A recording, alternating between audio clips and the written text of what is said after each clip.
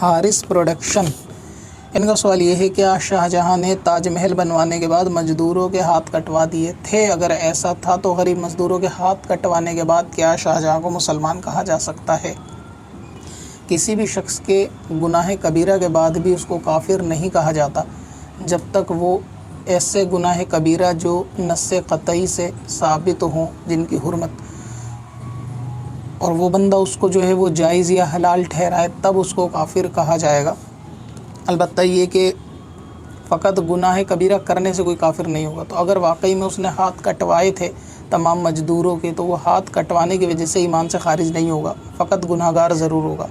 لیکن یہ بات کہ اس نے ہاتھ کٹوائے تھے محض افواہ ہے، ایسا نہیں ہوا تھا۔ اب اپنی مسجد، مدرسوں اور دینی تنظیم کو آن لائن لائیں۔ ڈومین نیم اور ویب ہوسٹنگ خریدیں قادری hosting.com سے اور پائیں خاص آفر کے ساتھ سب سے سستی SSD ویب ہوسٹنگ۔